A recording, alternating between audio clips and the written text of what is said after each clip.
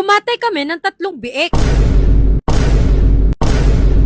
Dumarating talaga tayo sa punto ng buhay na kinukulang ang bulsa. Aminin natin sa hindi, yung sinasahod natin dito sa Pilipinas, talagang kulang na kulang pa nga. Pamasahe sa trabaho, pagkain, pambayad ng bills, pambayad ng bahay at iba pang mga gastusin. Inflation feels talaga, kaya kinatay na namin ng 3 piggy bank dahil sa bukod sa kailangan na namin ay nabaharin pala ito ng bagyong Karina. Baka kasi magmolds at masira. Pagka-open namin ay yung ibang coins ay nangalawang na at yung ibang paper bills ay basang-basa pa. Kaya naman nilatag namin lahat sa basahan at tinutukan ng electric fan at pinunasan hanggang sa matuyo. Sobrang dami ng bayarin namin itong nakaraang buwan, kaya naman na short ang kabudgetan namin ngayon. Pero teka, kayo rin ba, kapag may mga barya kayo sa wallet or sa bag, tinatabi o tinatago nyo na lang muna? Tapos hanggang sa maipon at dumami, magugulat na lang kayo na may ipon na pala kayo? So, sinesection-section lang namin ni Daddy yung mga coins at yung mga paper bills. Tapos, ito lahat yung nalikom namin. O, diba? Hindi na rin masama, may panggastos na kami ngayong buwan. At dahil masyadong marami yung barya, imbes na maghintay kami sa bangko, sinearch muna namin ang BSP Coin Deposit Machine. I-search nyo lang sa Google para makita nyo kung saan ang pinakamalapit na location ng machine sa inyo. Karaniwan, sa SM ito located at mall hours ang operation time. May operator na nakabantay sa machine para i-guide kayo at para mag-troubleshoot kung sakaling puno o magkaaberya sa machine. Tip ko nga pala sa inyo, make sure na hindi marumi at hindi basa ang mga coins para maging smooth ang deposit nyo. Nasaktuhan pa namin si Kuya na nagde-deposit ng barya. Galing daw kasi yon sa munting business niya na PisoNet. Sana all! Pagkatapos ni Kuya,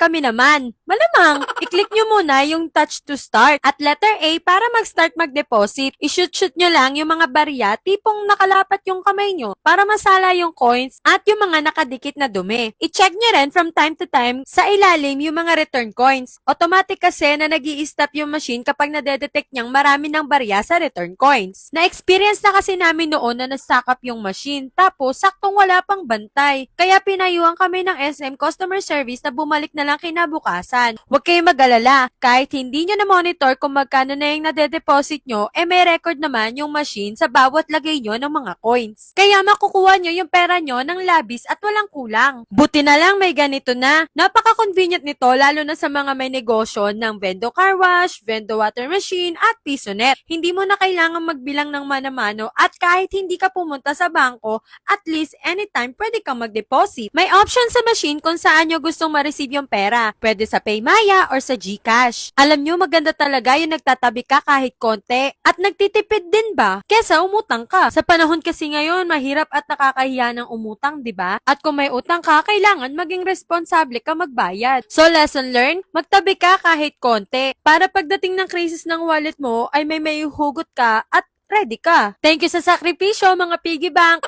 Yun lang. Bye!